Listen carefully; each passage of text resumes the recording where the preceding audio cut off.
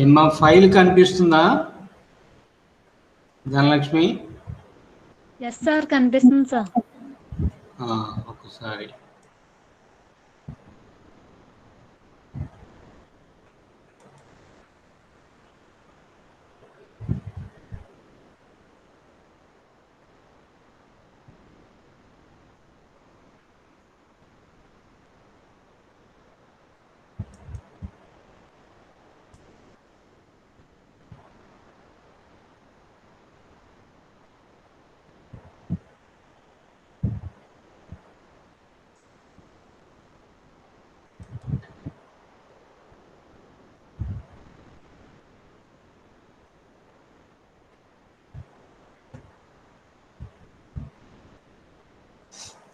ఇవాళ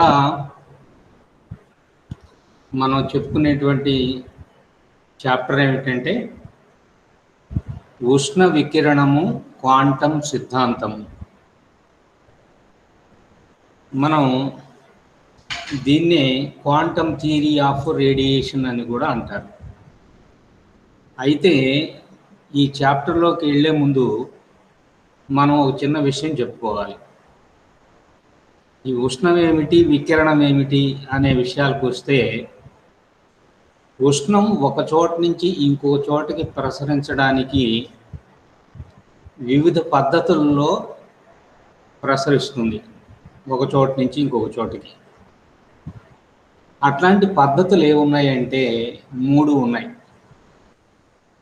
ఒకటి ఉష్ణ వహనము, రెండవది ఉష్ణ సంవహనము, మూడవది ఉష్ణ వికిరణము.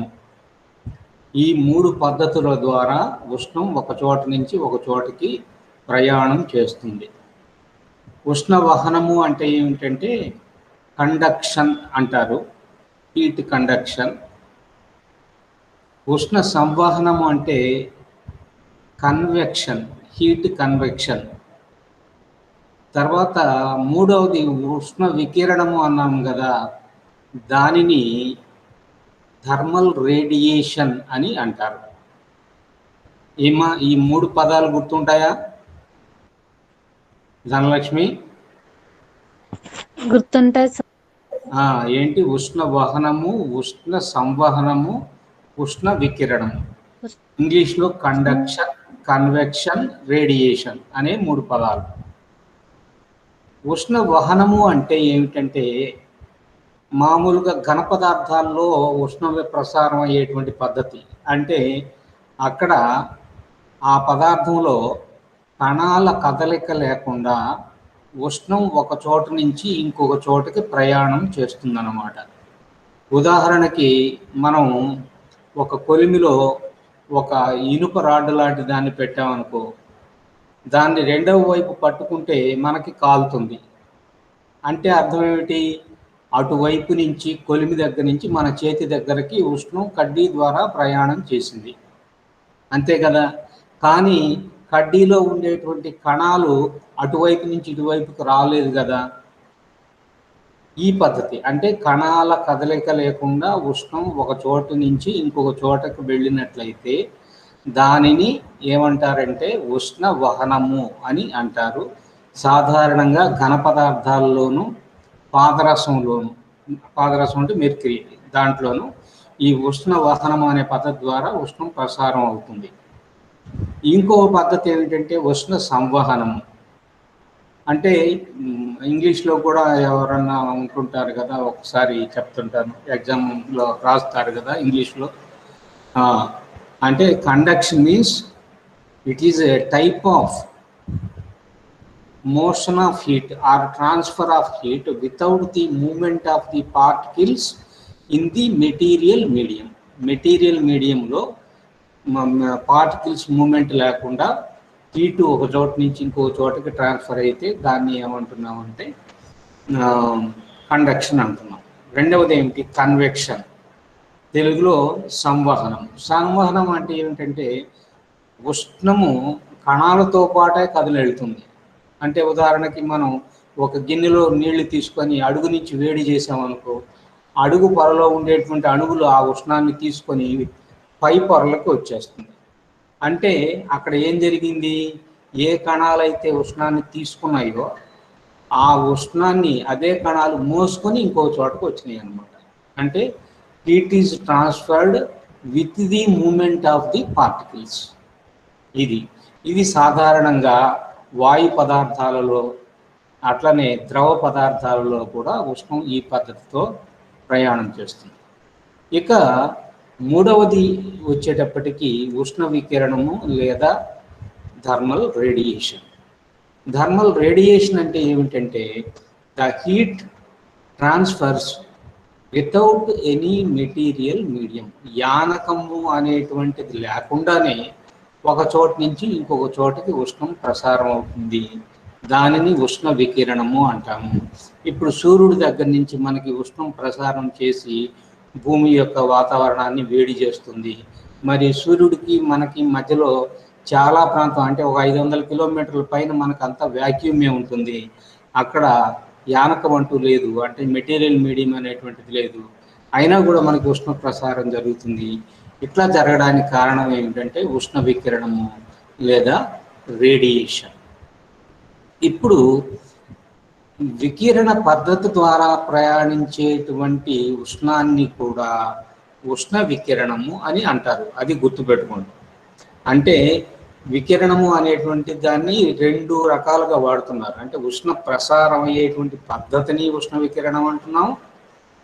ఉష్ణ వికిరణ పద్ధతి ద్వారా ప్రయాణించినటువంటి ఉష్ణాన్ని కూడా వికిరణం అంటున్నాం. అవునా? కాబట్టి radiation means the heat transferred in the process of radiation. Radiation అనేటువంటి పద్ధతి ద్వారా వచ్చే ఉష్ణాన్ని రేడియేషన్ అంటున్నాము. ఆ పద్ధతిని కూడా రేడియేషన్ అంటున్నాము. అది ఫండమెంటల్గా మీరు గుర్తుపెట్టుకోండి. అంటే ఈ చాప్టర్లోకి వెళ్ళిపోయే ముందు మనకి అసలు విషయం తెలియాలి కదా, అవునా? కాబట్టి the heat transferred by means of radiation is called radiation. అంటే వికిరణ పద్ధతి ద్వారా వచ్చేటువంటి ఉష్ణాన్ని కూడా ఏమంటున్నాము, వికిరణము అని అంటున్నాము. అంతవరకు అర్థమైందమ్మా ధనలక్ష్మి? అర్థమైంది సార్. కాబట్టి ఈ చాప్టర్లో మనం చదివేటువంటి ఉష్ణ వికిరణము అనేటువంటిది ఏమిటంటే ఉష్ణ వికిరణ పద్ధతి ద్వారా ప్రసరించేటువంటి ఉష్ణ రాశి, అవునా? దాన్ని ఉష్ణ వికిరణము అని అంటున్నాం, అవునా? దీన్ని ఇంగ్లీష్లో థర్మల్ రేడియేషన్ అని కానీ లేకపోతే రేడియేషన్ అని కానీ అంటాం. ఇప్పుడు ఈ రేడియేషన్ లేదా ఉష్ణ వికిరణము అనేటువంటి దానికి ఏమేమి ప్రాపర్టీస్ ఉంటాయి లేదా లక్షణాలు ఉంటాయి అనే విషయానికి కనుక వచ్చినట్లయితే, ఈ ఉష్ణము వికిరణ పద్ధతి ద్వారా దేంట్లో గుండా ప్రయాణిస్తుందని చెప్పాము, శూన్యం గుండా ప్రయాణిస్తుంది. కాబట్టి there is no need for the material medium to transfer the heat by means of radiation. కాబట్టి ఉష్ణ వికిరణ పద్ధతి ద్వారా ప్రయాణించాలనుకున్నప్పుడు ఉష్ణానికి యానకం అక్కర్లేదు. కాబట్టి ఇది దేంట్లో గుండా ప్రయాణిస్తుంది అనుకోవచ్చు, శూన్యం గుండా ప్రయాణిస్తుంది. ఓకేనా ఏమ్మా? తర్వాత అంటే ఒక రకంగా చెప్పాలన్నట్లయితే సూర్యుడి దగ్గర నుంచి మనకు రేడియేషన్ వస్తుంటుంది. అంటే కాంతికి ఏ లక్షణాలు అయితే ఉంటాయో, అవునా, లైట్కి ఏ లక్షణాలు అయితే ఏ ప్రాపర్టీస్ అయితే ఉంటాయో మనం చెప్పేటువంటి ఈ రేడియేషన్ లేదా ఉష్ణ వికిరణం అనేటువంటి దానికి కూడా అవే లక్షణాలు. మీరు కావాలంటే ఇక్కడ వరుసగా చూస్తుంటే మీకే అర్థమవుతుంది. కాబట్టి లైట్ ఎట్లయితే శూన్యంలో గుండా వ్యాక్యూమ్లో గుండా ప్రయాణం చేస్తుందో ఇది కూడా శూన్యం గుండా ప్రయాణం చేస్తుంది. తర్వాత కాంతి ఏ విధంగా అయితే రుజు మార్గంలో ప్రయాణిస్తుందో, రుజు మార్గంలో అంటే స్ట్రైట్ లైన్ పాత్, అంటే రెక్టిలీనియర్ ప్రాపగేషన్ ఆఫ్ లైట్ అంటాం కదా, కాంతి రుజు మార్గంలో ప్రయాణిస్తుంది. అట్లనే ఉష్ణ వికిరణము అనేటువంటిది కూడా రుజు మార్గంలోనే ప్రయాణం చేస్తుంది. మనకి కాంతి చెప్పుకునేటప్పుడు చెప్పుకున్నాం వక్రీభవనము అంటే రిఫ్రాక్షన్, పరావర్తనము అంటే రిఫ్లెక్షన్, తర్వాత సంపూర్ణాంతర పరావర్తనము అంటే టోటల్ ఇంటర్నల్ రిఫ్లెక్షన్. ఈ లక్షణాలు కాంతికి ఏ విధంగా అయితే ఉన్నాయో అదే రకంగా రేడియేషన్ లేదా వికిరణము అనేటువంటి దానికి కూడా ఏముంటాయి, వక్రీభవనము లేదా రిఫ్రాక్షన్ అనేది ఉంటుంది. అంటే అది ఒక దాంట్లోంచి ఇంకో దాంట్లోకి వచ్చేసినప్పుడు ఏమవుతుందంటే వక్రీభవనం చెందుతుంది. అలానే పరావర్తనం చెందుతుంది. తర్వాత టోటల్ ఇంటర్నల్ రిఫ్లెక్షన్ అంటే సంపూర్ణాంతర పరావర్తనం అనేటువంటి లక్షణాలను కూడా ఇది కలిగి ఉంటుంది. తర్వాత 4వ పాయింట్ ఏమిటంటే ఇది విలోమ వర్గ నియమాన్ని పాటిస్తుంది. విలోమ వర్గ నియమాన్ని పాటిస్తుంది అని అంటే అర్థం ఏంటంటే, విలోమము అంటే అంటే యూనివర్సలీ ప్రపోర్షనల్ అని విలోమానుపాతం అంటే కాంతి యొక్క తీవ్రత లేదా వికిరణం యొక్క తీవ్రత ఎంతో కొంత ఉందనుకోండి, ఆ తీవ్రత మనం దూరం వెళుతున్న కొద్దీ ఏమైపోతుంది, తగ్గిపోతుంది అంటే విలోమానుపాతంలో ఉంటుంది. అదే కదా. అంటే నేను కాంతి తీవ్రతను I అనుకున్నట్లయితే I is directly proportional to 1/r². r అంటే దూరం, కాబట్టి ఎంత దూరం కనుక ఎక్కువ వెళితే అంత తగ్గిపోతుంటుంది ఏది, కాంతి తీవ్రత. దీన్ని నేను 2 రకాలుగా చెప్తాను. I is directly proportional to 1/r² అని చెప్తాను, లేదా I is inversely proportional to r². అంటే r²కి విలోమానుపాతంలో ఉంటుందని చెప్పచ్చు, 1/r²కి అనులోమానుపాతంలో ఉంటుందని కూడా చెప్పచ్చు. అవునా? ఇక్కడ విలోమం అంటే 1/something అనేటువంటిది విలోమము, r² అని చెప్పాం కాబట్టి వర్గం మీద ఆధారపడింది. అందువల్ల దీన్ని ఏమంటున్నాం మనం, విలోమ వర్గ నియమము అని అంటాం. కాబట్టి ఇది విలోమ వర్గ నియమాన్ని కూడా పాటిస్తుంది. తర్వాత కాంతికి ఉండేటువంటి ఇతర లక్షణాలు మనం ఆప్టిక్స్లో చదువుకున్నాం, దృశ్య శాస్త్రంలో. ఏంటి? వ్యతికరణము, ఇంటర్ఫిరెన్స్, వివర్తనము, డైఫ్రాక్షన్, ధ్రువణము, పోలరైజేషన్. ఈ లక్షణాలు లేదా ఈ ప్రాపర్టీస్ అన్నీ కూడా లైట్కి ఎట్లయితే ఉన్నాయో అట్లనే రేడియేషన్ లేదా ఉష్ణ వికిరణము అనేటువంటి దానికి కూడా ఉన్నాయన్నమాట. అంటే కాంతికి ఏ లక్షణాలు ఉంటే ఆ లక్షణాలన్నీ కూడా ఉష్ణ వికిరణానికి ఉన్నాయని మనం అర్థం చేసుకోవాలి. తర్వాత ఇప్పుడు ఈ ఉష్ణ వికిరణము లేదా ఉష్ణ వికిరణం అంటే వికిరణం అనేటువంటి పద్ధతి ద్వారా పతనం వచ్చేటువంటి ఉష్ణం అన్నమాట. ఇది ఏ తలం మీద అయినా లేదా ఏ ప్లేన్ మీద అయినా సరే ఇన్సిడెంట్ అయిందనుకో, పతనం అయిందనుకోండి, పతనం అయినట్లయితే అది ఏం కలుగజేస్తుందంటే ప్రెషర్ని కలుగజేస్తుంది, పీడనాన్ని కలుగజేస్తుంది. ఈ పీడనాన్ని ఏమంటారంటే వికిరణ పీడనము, ఇంగ్లీష్లో థర్మల్ ప్రెషర్. అంటే if any radiation falls on a surface, it gives some pressure or it applies some pressure on that surface, and that pressure is called thermal pressure. దానిని థర్మల్ ప్రెషర్ అని లేదా వికిరణ పీడనము అని అంటారు. ఏమా ఈ పాయింట్స్ అర్థమవుతున్నాయా మీకు? ఎస్ సార్, అర్థమవుతున్నాయి సార్. కాబట్టి మీరు ఇక్కడ చదవడం అనేటువంటిది ఉష్ణ వికిరణం అని చదువుతున్నా కూడా మీకు బుర్రలో కొంచెం కాంతి, ఇది ఒక రకంగా చెప్పాలంటే ఇది కూడా కాంతి. అంటే కాంతి తరంగ దైర్ఘ్యాలను బట్టి మారిపోతుంది, రంగులు మారిపోతున్నాయి కదా, ఇంతకుముందు మనం చెప్పుకున్నాం. లాంబ్డా తరంగ దైర్ఘ్యం మారిపోతే రంగు మారిపోతుంది. అట్లనే చూడండి, రెడ్ కంటే పైకి వెళ్ళిపోతే అవునా ఇన్ఫ్రా రెడ్ అంటాం. అంటే 7000 యాంగ్స్ట్రామ్ యూనిట్ల కంటే అవతలకు వెళ్ళిపోతే ఇన్ఫ్రా రెడ్ అంటాం. అట్లనే 4000 యాంగ్స్ట్రామ్ యూనిట్ల కంటే కిందకి కనుక వస్తే, అంటే వాయిలెట్ కంటే కిందకి కనుక వస్తే అల్ట్రా వాయిలెట్ అంటారు. అంటే తరంగ దైర్ఘ్యాలను బట్టి అల్ట్రా వాయిలెట్ అని, ఇన్ఫ్రారెడ్ అని, విజిబుల్ లైట్ అని, ఇట్లా రకరకాలుగా, ఇంకా దానికి ఎందుకంటే కిందకు వస్తే ఎక్స్రేస్ అని, గామా రేస్ అని, కాస్మిక్ రేస్ అని, అవునా, ఇట్లా రకరకాలుగా క్లాసిఫై చేస్తారు. అది చెప్పేటప్పుడు చెప్తాను. అట్లనే కాంతి అనేటువంటి దాంట్లో కూడా కొంత భాగం ఇన్ఫ్రారెడ్ ఉంటుంది, ఇది ఉంటుంది. ఏది? రేడియేషన్, ఉష్ణ వికిరణం అనేటువంటిది ఉంటుంది. ఇవి ఉష్ణ వికిరణానికి సంబంధించినటువంటి కొన్ని లక్షణాలు, అన్నీ కాదు, కొన్ని లక్షణాలు చెప్పాం. తర్వాత ఇక్కడ ఈ చాప్టర్లోకి మనం వెళ్ళే ముందు చిన్న చిన్న నిర్వచనాలు కొన్నిటిని చదువుకోవాలి. ఇవాళ అంతా కూడా మనం ఈ నిర్వచనాలు చెప్పుకుంటేనే సరిపోతుంది. ఇక్కడ మొత్తము శక్తి లేదా టోటల్ ఎనర్జీ అనేటువంటిది ముందు మనం నిర్వచిద్దాం. దానిని క్యాపిటల్ యు చేత రిప్రజెంట్ చేస్తాం. అవునా? ఇప్పుడు నేను ఏదో ఒక ఎంక్లోజర్ తీసుకున్నాను. ఒక ఎంక్లోజర్ అంటే ఒక పాత్ర అనుకోండి. ఆ పాత్రకి ఏదో కొంత ఘన పరిమాణం ఉన్నది. ఆ ఘన పరిమాణంలో కొంత ఈ శక్తి ఉన్నది. శక్తి అనడంతో అది దృశ్యకాంతి అయినా కావచ్చు, అతి నీలలోహిత కాంతి కావచ్చు, లేదా పరారుణ కాంతి కావచ్చు, ఏవైనా కావచ్చు, అనేక తరంగ దైర్ఘ్యాలు ఉంటాయి.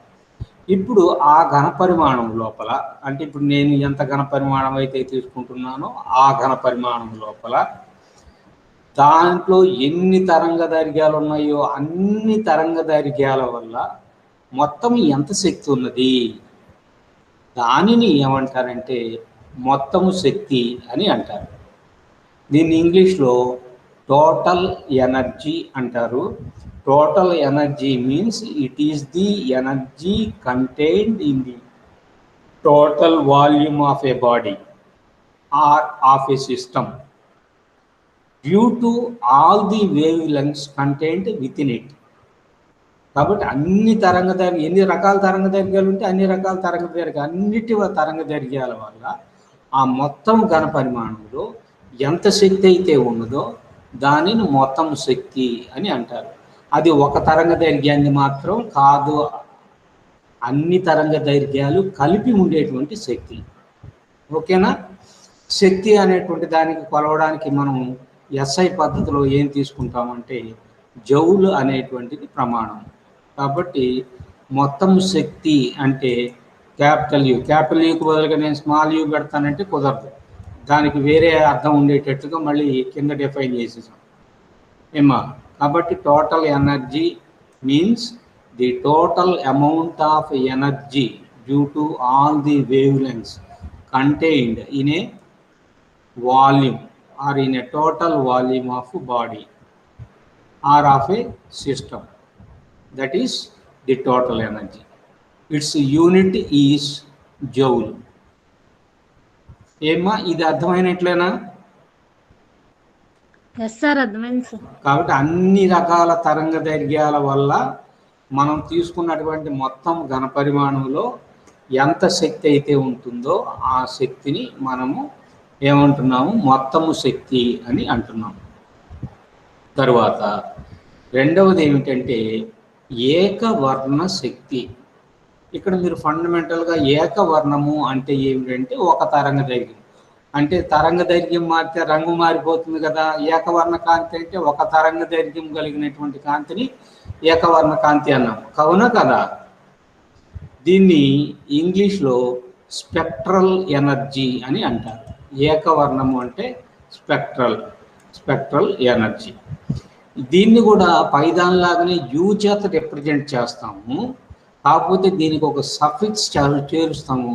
అదేమిటంటే ల్యాండా. ల్యాండా అంటే ఆ తరంగ దైర్ఘ్యం, ఏ తరంగ దైర్ఘ్యం అయితే తీసుకుంటున్నామో ఆ తరంగ దైర్ఘ్యం. అంటే 500 లేదా 5000 యాంగ్స్ట్రామ్ యూనిట్ల తరంగ దైర్ఘ్యం తీసుకున్నాం అనుకోండి, అప్పుడు యూ రాసి 500 అంటే 5000 యాంగ్స్ట్రామ్ యూనిట్ల తరంగ దైర్ఘ్యం కలిగినటువంటి శక్తి మొత్తము పాత్రలో లేదా మొత్తం ఘన పరిమాణంలో ఎంతైతే ఉంటుందో దానిని ఏకవర్ణ శక్తి అని అంటాం, అవునా? ఇక్కడ ఇంకొక చిన్న విషయం కూడా గుర్తుపెట్టుకోవాలి. ఏకవర్ణ అనడంతో మనం ఒక నిర్దిష్టమైనటువంటి తరంగ దైర్ఘ్యమే అని అనడానికి లేదు. ఆ నిర్దిష్ట తరంగ దైర్ఘ్యము కొంచెం అటు ఇటుగా ఉండాలి. అంటే ఒక రేంజ్ తీసుకుంటాం, అంటే ఒక వ్యాప్తి. ఆ వ్యాప్తి ఎంత అని అంటే ఏమిటంటే ఒక ప్రమాణం. అంటే యాంగ్స్ట్రామ్ యూనిట్లు తీసుకున్నాం అనుకోండి, ఒక యాంగ్స్ట్రామ్ యూనిట్ ఏమిటది? తరంగ దైర్ఘ్య వ్యాప్తి లేకపోతే వేవ్ లెంగ్త్ రేంజ్ అట్లా చెప్తాం. అవునా? ఇప్పుడు ఏకవర్ణ శక్తి లేదా స్పెక్ట్రల్ ఎనర్జీ యు లాంబ్డా అనేటువంటి దాన్ని ఏం చేస్తున్నానంటే, ఇక్కడ కూడా నేను మొత్తము ఘన పరిమాణాన్నే తీసుకుంటున్నాను. ఆ మొత్తము ఘన పరిమాణంలో ఒక నిర్దిష్ట తరంగ దైర్ఘ్యం కలిగినటువంటి కాంతి, మళ్ళీ దానికి ఎంత తరంగ దైర్ఘ్య వ్యాప్తి ఉండాలి? ఏకాంక తరంగ దైర్ఘ్య వ్యాప్తి ఉండాలి.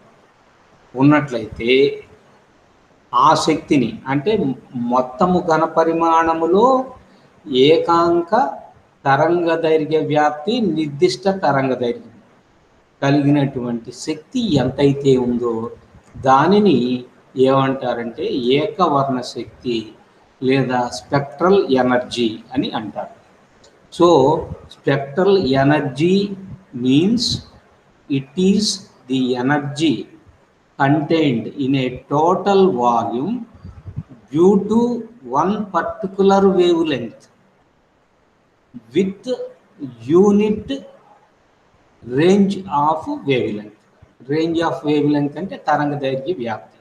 కాబట్టి ఏకాంక తరంగ దైర్ఘ్య వ్యాప్తి, నిర్దిష్ట తరంగ దైర్ఘ్యం. అంటే దీనికి ఒక ఎగ్జాంపుల్ చెప్పాలంటే 5000 యాంగ్స్ట్రమ్ యూనిట్ల తరంగ దైర్ఘ్యము అంటే 4999.5 నుంచి 5000.5 వరకు. అంటే దానికి దీనికి మధ్య తేడా ఎంత ఉన్నదని చెప్పుకోవాలి?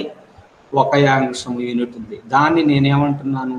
5000 యాంగ్స్ట్రమ్ యూనిట్ల తరంగ దైర్ఘ్యము అంటున్నాను. ఏమ్మా, ఈ పాయింట్ అర్థమైందా?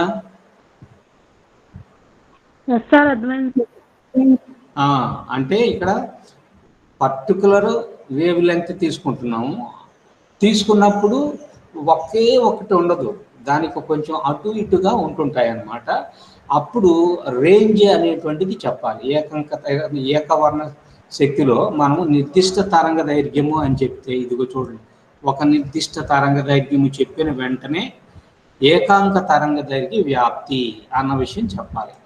తరంగ దైర్ఘ్య వ్యాప్తిలో నిల్వ ఉండేటువంటి శక్తిని ఆ తరంగ దైర్ఘ్యము వద్ద దాని ఏకవర్ణ శక్తి. ఇప్పుడు 5000 యాంగ్స్ట్రమ్ యూనిట్ల దగ్గర దాని తరంగ దైర్ఘ్య శక్తిని చెప్పాము. అది 5000 యాంగ్స్ట్రమ్ యూనిట్ల దగ్గర ఏకవర్ణ శక్తి.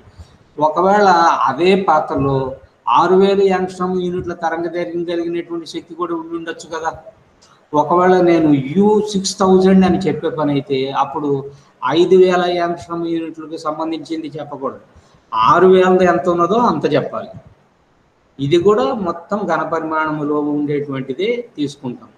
కాబట్టి ఏకవర్ణ శక్తి చెప్పేటప్పుడు ఎప్పుడు కూడా యు పక్కనే ఏం పెట్టాలి? లాంబ్డా పెట్టాలి. ఆ తరంగ దైర్ఘ్యం 5000 అయితే 5000, 3000 అయితే 3000, 6000 అయితే 6000 రాయాలి. అంటే ఆ తరంగ దైర్ఘ్యం కలిగినటువంటి శక్తి ఆ మొత్తం ఘన పరిమాణంలో ఎంత ఉన్నది ఏకాంక తరంగ దైర్ఘ్య వ్యాప్తిలో, దానిని మనం ఏమంటున్నాం? ఏకవర్ణ శక్తి, స్పెక్ట్రల్ ఎనర్జీ అంటాం. ఈ స్పెక్ట్రల్ ఎనర్జీకి కూడా ప్రమాణం ఏమిటంటే మొత్తం ఘన పరిమాణమే తీసుకుంటున్నాం కాబట్టి జౌల్ అనేటువంటిది దీని యొక్క ప్రమాణం. ఏమ్మా, అంతవరకు అర్థమైందా? తర్వాత శక్తి అయిపోయిన తర్వాత శక్తి సాంద్రత. శక్తి అనేటువంటి దాన్ని క్యాపిటల్ యూ చేత రిప్రజెంట్ చేసాము. శక్తి సాంద్రత అనేటువంటిది దేని చేత రిప్రజెంట్ చేయాలంటే స్మాల్ యూ. ఇక్కడ కూడా మళ్ళీ పైలాగానే మొత్తం శక్తి ఏకవర్ణ శక్తి లాగానే మొత్తము శక్తి సాంద్రత అట్లనే ఏకవర్ణ శక్తి సాంద్రత, అవునా? Total energy density, spectral energy density అనేటువంటివి మళ్ళీ ఇక్కడ కూడా 2 నిర్వచనాలు చెప్పాలి. ఇక్కడ పైన చెప్పిందే కాకపోతే అక్కడ మొత్తం ఘన పరిమాణంలో తీసుకున్నాం, కానీ ఇప్పుడు మొత్తం ఘన పరిమాణంలో తీసుకోకూడదు, ప్రమాణ ఘన పరిమాణంలో తీసుకోవాలి. అంటే ఉదాహరణకి మొత్తము అక్కడ నిల్వ ఉండేటువంటి శక్తి యు అనుకున్నాం కదా, అన్ని తరంగ దైర్ఘ్యాల వల్ల ఉన్న శక్తి క్యాపిటల్ యు అనుకున్నట్లయితే ఆ క్యాపిటల్ యుని ఆ పాత్ర యొక్క ఘన పరిమాణం చేత కనుక భాగించినట్లయితే అంటే క్యాపిటల్ యు బై ఘన పరిమాణము వి, దాన్ని ఏమంటారంటే మొత్తము శక్తి సాంద్రత అంటారు. అంటే small u is equal to capital u by v. అంతవరకు అర్థమైందమ్మా?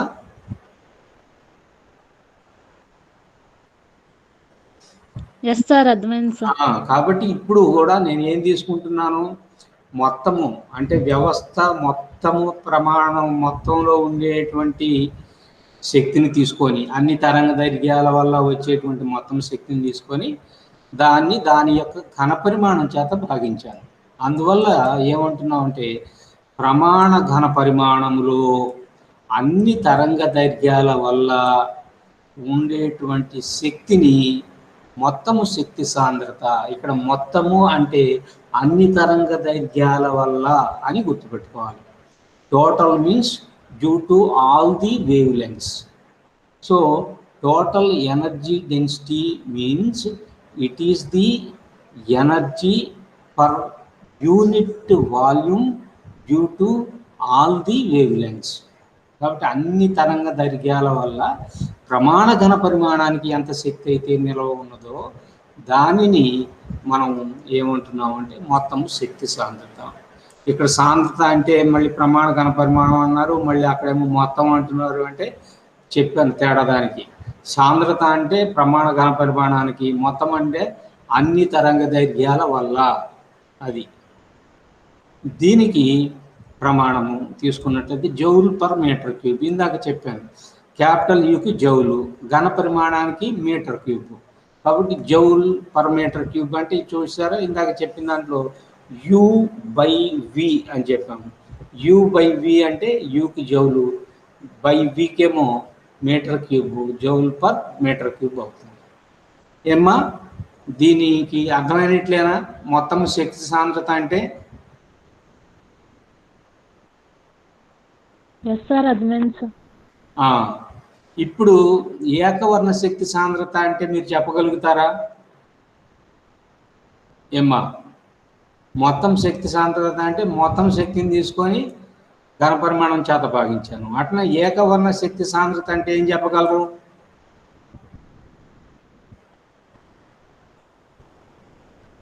ఏమ్మా? ఐడియా ఉందా? చెప్పగలుగుతారా? తరంగదైర్ఘ్య వ్యాప్తిలో నిల్వ ఉన్న శక్తిని మాత్రమే నిర్దిష్ట తరంగ దైర్ఘ్య వద్ద, నిర్దిష్ట తరంగ దైర్ఘ్యం వద్ద ఏకాంక తరంగ దైర్ఘ్య వ్యాప్తిలో ప్రమాణ ఘన పరిమాణంలో నిల్వ ఉన్నటువంటి శక్తి. అవునా? ఇప్పుడు నేను మొత్తం ఘన పరిమాణంలో ఏకవర్ణ శక్తి క్యాపిటల్ యూ ల్యాండా అన్నాం అనుకోండి, ఆ క్యాపిటల్ యూ ల్యాండాని బై వి కనుక చేస్తే స్మాల్ యూ ల్యాండా వస్తుంది అనమాట. ఓకేనా? కాబట్టి spectral energy density means it is the energy due to A particular wave length in unit wave length range per unit volume.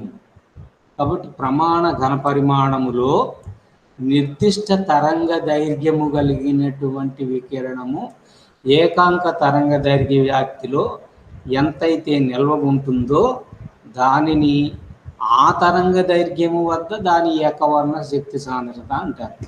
ఆ తరంగ దైర్ఘ్యము వద్ద ఇందాకనే చెప్పాను, 5000 దగ్గర తీసుకున్నప్పుడు ఎంత ఉందో, 6000 దగ్గర తీసుకున్నప్పుడు ఎంత ఉందో దాన్ని బట్టి చెప్పాలి తప్ప అన్నిటికీ కామన్గా మనం చెప్పకూడదు. అంతేనా? మన దగ్గర 10 రూపాయల నోట్లు ఎన్ని ఉన్నాయి, 5 రూపాయల నోట్లు ఎన్ని ఉన్నాయి, ఇప్పుడు మొత్తం ఎంత ఉందంటే ఇంత ఉందని చెబుతాం. కానీ 5 రూపాయల నోట్లు ఎన్ని ఉన్నాయంటే 10 అని చెప్పావనుకో, ఆ 10 ఏ రూపాయల నోట్లు అనేది చెప్పాలి కదా. అట్లా ఇక్కడ కూడా ఇదిగో ఫలాని శక్తి సాంద్రత స్పెక్ట్రల్ ఎనర్జీ డెన్సిటీ ఫలానా అంటే 5000 యాంగ్స్ట్రామ్ యూనిట్లో లేదా 6000 యాంగ్స్ట్రామ్ యూనిట్లో తరంగ దైర్ఘ్యం కలిగినటువంటి ఏకాంక తరంగ దైర్ఘ్య వ్యాప్తి కలిగినటువంటి ప్రమాణ ఘన పరిమాణంలో ఎంత నిల్వ ఉన్నది. ఓకేనా? అంతవరకు అర్థమైందా ఏమ్మా? తర్వాత ఇక్కడ ఉద్గార సామర్థ్యము అంటే ఏమిటి అనేది తెలియాలి. ఇవి అన్నీ కూడా బాగా ఇంపార్టెంట్ అయినటువంటివి, గుర్తుపెట్టుకోవాలి. ఇప్పుడు ఏదో ఒక పలక తీసుకున్నాను, తలము. అవునా? తలము ఒక నిర్దిష్ట ఉష్ణోగ్రత వద్ద ఉంది, 50 డిగ్రీల దగ్గరనో 60 డిగ్రీల దగ్గరనో అది ఉంటుంది. ఇప్పుడు 50 డిగ్రీల దగ్గర ఉన్నప్పుడు అది ఇచ్చేటువంటి ఉద్గారం చేసేటువంటి శక్తి ఒక రకంగా ఉంటుంది, 60 డిగ్రీల దగ్గర ఉన్నప్పుడు అది ఉద్గారం చేసేటువంటి శక్తి ఇంకొక రకంగా ఉంటుంది. ఉద్గారం చేయడం అంటే ఇచ్చివేయడం, అంటే ఎమిట్ చేయడం. అవునా? ఇప్పుడు ఉద్గార సామర్థ్యము దాన్ని స్మాల్ ఈ అనేటువంటి అక్షరం చేత సూచిస్తాం. ఉద్గార సామర్థ్యం అంటే emissive power, total emissive power. ఇది ఏమిటి అని అంటే, ఒక నిర్దిష్ట ఉష్ణోగ్రత వద్ద ఒక తలం ఉన్నది. ఆ తలము ప్రమాణ వైశాల్యం నుంచి, అంటే ఎక్కువ వైశాల్యం తీసుకుంటే ఎక్కువ విడుదల చేస్తుంది, తక్కువ వైశాల్యం తీసుకుంటే తక్కువ విడుదల చేస్తుంది. అట్లా చూడకూడదు. ప్రమాణ వైశాల్యం నుండి, అంటే 1 సెంటీమీటర్ స్క్వేర్ సిజిఎస్ పద్ధతి అయితే, ఎస్ఐ పద్ధతి అయితే 1 మీటర్ స్క్వేర్. ప్రమాణ వైశాల్యం నుండి ప్రమాణ కాలంలో, అంటే ఉదాహరణకి మనం 1 సెకండ్ కాలంలో ఎంత శక్తిని అయితే ఉద్గారం చేస్తుందో, అది ఏ తరంగ దైర్ఘ్యం కలిగినటువంటి శక్తి అయినా సరే, మొత్తం అనే పదం వాడాం కాబట్టి అన్ని తరంగ దైర్ఘ్యాలు కూడా ఇక్కడ ఉంటాయి. కాబట్టి ఏదైనా ఒక తలం తీసుకున్నట్లయితే అది ఒక నిర్దిష్ట ఉష్ణోగ్రత వద్ద ఉన్నప్పుడు దాని ఉపరితలం ప్రమాణ వైశాల్యం నుండి ప్రమాణ కాలంలో అన్ని తరంగ దైర్ఘ్యాల శక్తిని విడుదల చేస్తుంది. ఆ విడుదల చేసినప్పుడు ఆ మొత్తం ఉద్గారమైనటువంటి శక్తిని ఆ ఉష్ణోగ్రత వద్ద దాని మొత్తం ఉద్గార సామర్థ్యం అని అంటారు. అర్థమైందా ఏమ్మా? ఎస్ సార్, అర్థమైంది సార్. అంటే మనం ఏం తీసుకుంటున్నాము, ఇక్కడ ఒక తలాన్ని తీసుకుంటున్నాము, అది ఏదో ఒక నిర్దిష్ట ఉష్ణోగ్రత దగ్గర ఉంది, ఒక పర్టికులర్ టెంపరేచర్ దగ్గర ఉన్నది. అది ప్రమాణ విస్తీర్ణం నుంచి లేదా ప్రమాణ వైశాల్యం నుండి ప్రమాణ కాలానికి ఎంత శక్తి అయితే, అన్ని తరంగ దైర్ఘ్యాల శక్తి ఎంతైతే విడుదల చేస్తుందో దాన్ని ఆ ఉష్ణోగ్రత వద్ద దాని మొత్తము ఉద్గార సామర్థ్యము అని అంటారు. ఇప్పుడు దీనికి ప్రమాణానికి వచ్చేటప్పటికి ఉద్గారం చేసేటువంటి శక్తి జౌల్లోనే ఉంటుంది. అయితే ప్రమాణ కాలంలో అంటున్నాం కాబట్టి బై సెకండ్, బై టైం వేయాలి, పర్ సెకండ్. తర్వాత ప్రమాణ వైశాల్యం అంటున్నాం కాబట్టి బై ఏరియా వేయాలి, అంటే దానికి ప్రమాణం ఏంటి, బై మీటర్ స్క్వేర్ వేయాలి. కాబట్టి joule per second per metre square అనేటువంటిది ఉద్గార సామర్థ్యానికి ఏమిటవుతుంది, ప్రమాణం అవుతుంది. కాబట్టి ఉద్గార సామర్థ్యం యొక్క ప్రమాణం ఏమిటంటే joule per second per metre. Joule per second అనేటువంటి దాన్ని ఏమంటారంటే వాట్ అనే పేరుతో కూడా పిలుస్తారు. వాట్ అంటే సామర్థ్యము. సామర్థ్యం ఈజ్ ఈక్వల్ టు పని బై కాలము, W/T ఈజ్ ఈక్వల్ టు సామర్థ్యము అంటే పవర్. పవర్ అంటే వాట్ అంటాము, అవునా? Power is equal to work by time. Power is equal to work by time కనుక అయినట్లయితే అప్పుడు what is equal to joule by second, అంటే జౌల్ పర్ సెకండ్కి బదులుగా ఏం రాస్తున్నామని వాట్ రాస్తున్నాం. కాబట్టి ఇక్కడ జౌల్ పర్ సెకండ్ దానికి బదులుగా వాట్ అని రాసాము. పర్ మీటర్ స్క్వేర్ అక్కడ ఉంటుంది, ఇక్కడ ఉంటుంది. ఓకేనా? ఇది ఉద్గార సామర్థ్యం. ఉద్గార సామర్థ్యం అంటే ఇచ్చివేయడం. Emissive power. Emissive power means, emissive power if we consider a surface which is at a particular temperature, the amount of energy due to all the wavelengths emitted by the surface per unit area per unit time is called the total emissive power of that surface at that temperature. ఆ ఉష్ణోగ్రత వద్ద దాని మొత్తం ఉద్గార సామర్థ్యము అంటాం. అంతవరకు అర్థమైందమ్మా? ఎస్ సార్, అర్థమైంది సార్. అంటే మనం తీసుకున్న తలం ఏ ఉష్ణోగ్రత దగ్గర ఉన్నదో చూసుకోవాలి. చూసుకొని దాని ప్రమాణ వైశాల్యం నుండి ప్రమాణ కాలంలో ఎంత శక్తి, అన్ని తరంగ దైర్ఘ్యాల వల్ల కలిగేటువంటి శక్తి ఎంత అయితే విడుదలవుతుందో ఆ విడుదలైనటువంటి శక్తిని ఏమంటారంటే ఆ ఉష్ణోగ్రత వద్ద దాని ఉద్గార సామర్థ్యము అంటారు. మొత్తం ఉద్గార సామర్థ్యం. ఉష్ణోగ్రత మారితే మారిపోతుంది. ఇప్పుడు 50 డిగ్రీల దగ్గర లేదు, అది 30 డిగ్రీల దగ్గర ఉందనుకో, దాని ఉద్గార సామర్థ్యం అన్ని తరంగ దైర్ఘ్యాల వల్ల వచ్చేటువంటిది తగ్గిపోతుంది. అదే 70 డిగ్రీల దగ్గర ఉందనుకో ఎక్కువ ఉండొచ్చు. కాబట్టి ఉష్ణోగ్రతను బట్టి దాని యొక్క ఉద్గార సామర్థ్యం మారిపోతుంది. అందువల్ల ఆ ఉష్ణోగ్రత వద్ద దాని మొత్తం ఉద్గార సామర్థ్యము అనే పదం వాడతాం. అంటే మొత్తం ఉద్గార సామర్థ్యం చెప్పేటప్పుడు ఏ ఉష్ణోగ్రత వద్ద అనేటువంటిది చెప్పాలి. ఉద్గారం అంటే విడుదల చేయడం, ఎమిషన్ అంటారు. తర్వాత ఇంకోటి ఏమిటంటే శోషణ సామర్థ్యము, మొత్తము శోషణ సామర్థ్యము. దీనిని స్మాల్ ఏ చేత సూచిస్తారు. అవునా? Total absorptive power. అబ్జార్ప్షన్ అంటే ఏమిటి? శోషణం. అబ్జార్ప్టివ్ పవర్ అంటే ఏమిటంటే శోషణ సామర్థ్యం. కాబట్టి టోటల్ అబ్జార్ప్టివ్ పవర్ దీన్ని ఇంగ్లీష్లో అంటారు. ఇప్పుడు ఈ టోటల్ అంటంతో మనకి అన్ని due to all the wave lengths అనేటువంటి విషయం తెలిసిపోయింది. ఓకేనా? ఇప్పుడు ఒక చిన్న విషయం మనం ఇక్కడ గుర్తుపెట్టుకోవాలి. ఏం గుర్తుపెట్టుకోవాలి అంటే ఇందాకట్లాగానే ఇప్పుడు కూడా ఒక సర్ఫేస్ తీసుకుంటున్నాను. ఇప్పుడు సర్ఫేసు శక్తిని విడుదల చేయటం లేదు. శక్తి ఆ తలం మీద వచ్చి పడుతుంది. పడినప్పుడు అది తీసుకోవాలి. ఇందాకేమో ఇచ్చేసింది, ఇప్పుడేమిటి? తీసుకుంటుంది. కాబట్టి ఉపరితలం మీద వచ్చి పడింది ఎనర్జీ. పడినప్పుడు ఇది ఎంత శోషణం చేసుకున్నది అంటే ఎంత తీసుకున్నది ఆ శక్తికి, దాని మీద ఎంత పతనమైంది ఆ శక్తికి, ఈ రెండిటికి ఉండేటువంటి నిష్పత్తిని, రేషియోని, అంటే ఉదాహరణకి దాని మీద 100 జౌల్స్ వచ్చి పడింది. పడితే అది ఎంత తీసుకున్నది అంటే అంతా తీసుకోలేదు కదా, కొంత పరావర్తనం చేస్తుంది, కొంత శోషణం చేసుకుంటుంది. శోషణం అంటే అబ్జార్ప్షన్ చేసుకుంటుంది. అది ఎంత చేసుకుందంటే 75 క్యాలరీలు చేసుకుంది అనుకోండి. కాబట్టి శోషణం చేసుకున్నదేమో 75 క్యాలరీలు, దాని మీద వచ్చి పడింది మాత్రం 100. ఇప్పుడు శోషణ సామర్థ్యం ఎంత అని అంటే 75 అంటే శోషణం చేసుకున్న దానికి బై పడిందంత 100. 75/100 అంటే 0.75 అనేటువంటిది దాని యొక్క శోషణ సామర్థ్యం.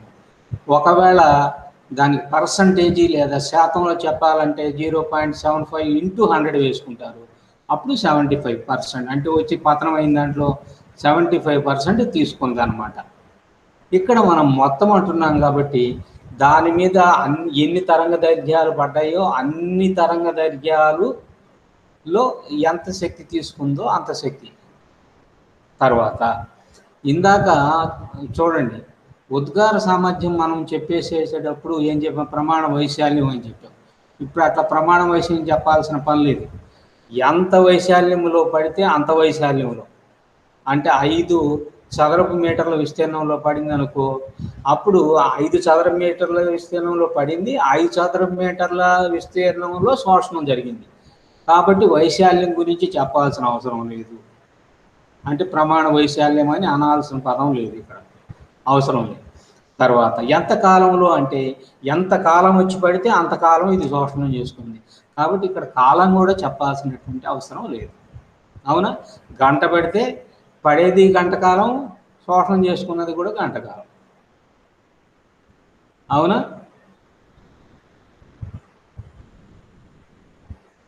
ఇప్పుడు దీన్ని మనం ఎట్లా నిర్వచిస్తాము అంటే ఒక నిర్దిష్ట ఉష్ణోగ్రత వద్ద ఒక తలం ఉన్నది. ఆ తలం మీద కొంత శక్తి వచ్చి పడింది. పడితే అది మొత్తము శోషించుకున్న శక్తికి అంటే అన్ని తరంగ దైర్ఘ్యాల వల్ల ఉండేటువంటి శక్తి అన్నమాట. శోషించుకున్న శక్తికి దానిపై అంతే కాలంలో అంతే వైశాల్యంలో పతనమైనటువంటి మొత్తం శక్తికి గల నిష్పత్తిని ఇక్కడ చూడండి. అంతే కాలంలో అంతే వైశాల్యంపై అంటే ఏమిటి? ఎంత వైశాల్యం మీద పడితే అంత వైశాల్యం మీద శోషించుకున్నది, ఎంత కాలంలో పడితే అంత కాలంలోనూ శోషించుకున్నది. కాబట్టి ఇక్కడ ప్రమాణ కాలం లేదు, ప్రమాణ వైశాల్యం లేదు. ఆ నిష్పత్తిని ఏమంటారంటే ఆ ఉష్ణోగ్రత వద్ద దాని యొక్క శోషణ సామర్థ్యము, ఆ ఉష్ణోగ్రత వద్ద దాని మొత్తము శోషణ సామర్థ్యము అని అంటారు. ఇప్పుడు ఇక్కడ చూడండి, శోషించుకున్న శక్తి బై పతనమైన శక్తి, అంతే కదా? Amount of energy absorb by amount of energy incident. పైన ఎనర్జీనే కింద ఎనర్జీనే పైన జౌలు ఉంటుంది, కింద జౌలు ఉంటుంది ప్రమాణాలు. జౌలు క్యాన్సిల్ అయిపోతుంది. కాబట్టి శోషణ సామర్థ్యము అనేటువంటి దానికి ఏమి ఉండదు అంటే ప్రమాణం అనేటువంటిది లేదు. అది గుర్తుపెట్టుకోండి. అవునా? If the surface is at a particular temperature, then the ratio of the amount of energy absorbed due to all the wavelengths to the energy incident on the surface due to all the wavelengths in the same time on the same surface is called the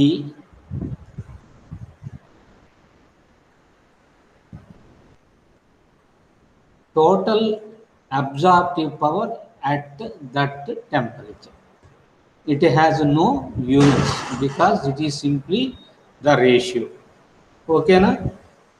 ఏమ్మా, ఇంతవరకు అర్థమైందా?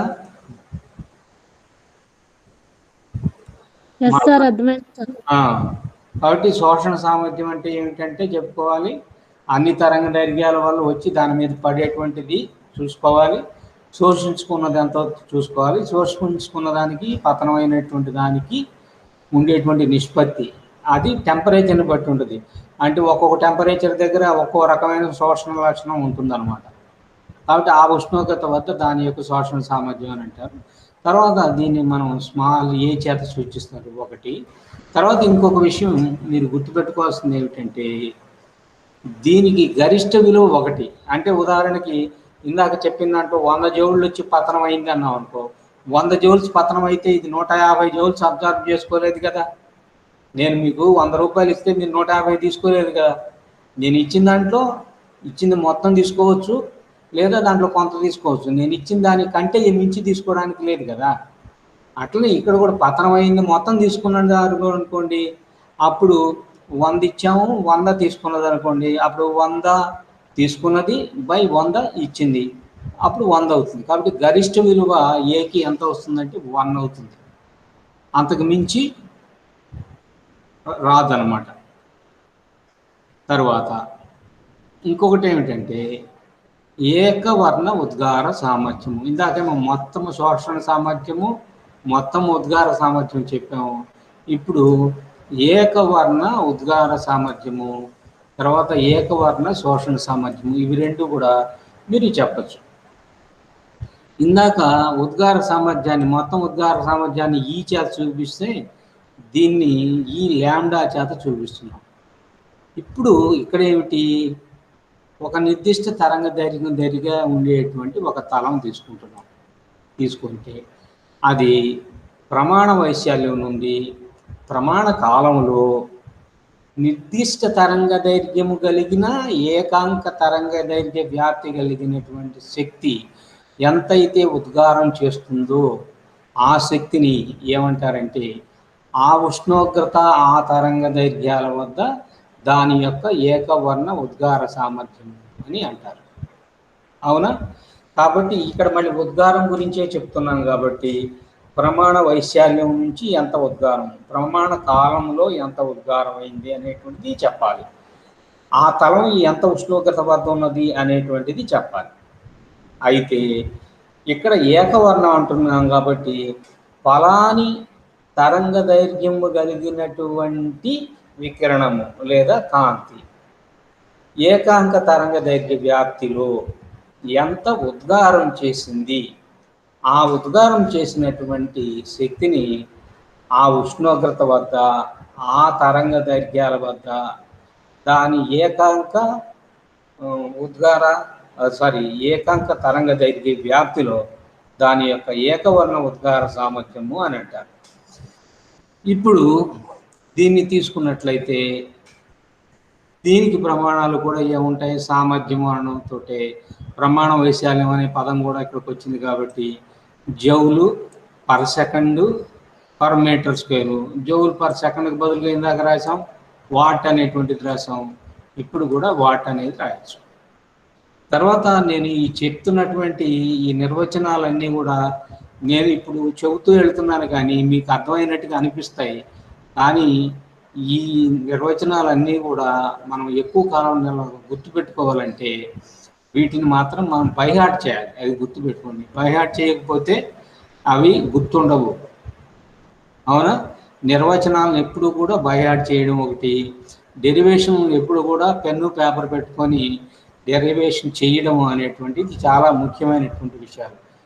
Derivation నువ్వు చదివేవనుకో మళ్ళీ రాసేటప్పుడు ఏమీ గుర్తుండవు. Step by step మనం చేసుకుంటూ వెళ్ళిపోవాలి. కాబట్టి డెరివేషన్ అనేటువంటిది ఏమో చేయాలి, నిర్వచనాలు లేదా డెఫినిషన్ అనేటువంటివి ఎప్పుడు కూడా బై హార్ట్ చేసుకోవాలి. అది గుర్తుపెట్టుకోండి. తర్వాత మ్యాటర్ ఉన్నప్పుడు ఏం చేసుకోవాలి? చదివి అర్థం చేసుకోవాలి. ఓకేనా? కాబట్టి మూడింటిని 3 రకాలుగా మనం చూసుకోవాలి. నిర్వచనాలని బై హార్ట్ చేయడం, తర్వాత మ్యాటర్ ఉన్నట్లయితే దాన్ని చదివి అండర్స్టాండ్ చేసుకోవడం, డెరివేషన్ అనేటువంటిది ఎప్పుడు కూడాను చేస్తూ వెళ్ళిపోవడం. అవి గుర్తుపెట్టుకోండి. తర్వాత ఇంకా దీంట్లో మిగిలినటువంటి ఇంకొకటి ఏమిటంటే ఏకవర్ణ శోషణ సామర్థ్యము. శోషణ సామర్థ్యం అంటే నిష్పత్తి. అవునా? ఇప్పుడు మొత్తం వైశాల్యం కలిగినటువంటి పలక తీసుకున్నాము. ఆ పలక ఏదో ఒక నిర్దిష్టమైనటువంటి ఉష్ణోగ్రత దగ్గర ఉన్నది. ఇప్పుడు దాని మీద ఒక నిర్దిష్ట తరంగ దైర్ఘ్యం కలిగినటువంటి వికిరణము ఏకాంక తరంగ దైర్ఘ్య వ్యాప్తిలో కొంత వచ్చి పడింది అనుకున్నాం. పడినప్పుడు అది ఆ తరంగ దైర్ఘ్యములో కొంతదాన్ని మాత్రమే అది శోషించుకున్నది అనుకోండి. అప్పుడు శోషించుకున్నటువంటి శక్తికి అంతే కాలంలో అంతే వైశాల్యంపై పతనమైనటువంటి అదే తరంగ దైర్ఘ్యము అదే తరంగ దైర్ఘ్య వ్యాప్తి ఉన్న శక్తికి ఉండేటువంటి నిష్పత్తిని ఏమంటున్నామంటే ఆ ఉష్ణోగ్రత వద్ద దాని ఏకవర్ణ శోషణ సామర్థ్యము అంటే దీన్ని స్పెక్ట్రల్ అబ్జార్ప్టివ్ పవర్ అని అంటారు. ఇది కూడా నిష్పత్తి కాబట్టి దీనికి ప్రమాణాలు అనేటువంటివి ఉండవు. ఓకేనా? అంతవరకు అర్థమైనట్లేనమ్మా? ఎస్ సార్, అర్థమైంది. ఈ నిర్వచనాలు ఒకసారి బట్టియం వేయండి. ఓకేనా? Okay sir. ఇవాళ అన్నీ చెప్పిందంతా కూడా ఫండమెంటల్స్ చెప్పాం. ఏమేమి చెప్పాము? ఉష్ణ వికిరణం అంటే ఏంటో చెప్పాము. తర్వాత ఉష్ణ వికిరణం అంటే రేడియేషన్ అంటే ఏంటో చెప్పాము. తర్వాత వాటి యొక్క ప్రాపర్టీస్ అంటే లక్షణాలు ఏమిటో చెప్పేసాము. తర్వాత ఈ చాప్టర్లోకి మనకి వచ్చేటువంటి నిర్వచనాలు ఇంకొక 8 చెప్పాము. ఈ నిర్వచనాలను మీరు చదివి బట్టియం వేసి అర్థం చేసుకునే బట్టియం వేయాలి. అవునా? బై హార్ట్ చేయండి. తర్వాత నెక్స్ట్ క్లాస్లో చాప్టర్ యొక్క లోపలికి నెమ్మదిగా వెళదాం. బ్లాక్ బాడీ అంటే ఏమిటి, బ్లాక్ బాడీ రేడియేషన్ అంటే ఏమిటి, ఇవన్నీ కూడా మనం నెక్స్ట్ క్లాస్లో చెప్పుకుందాం.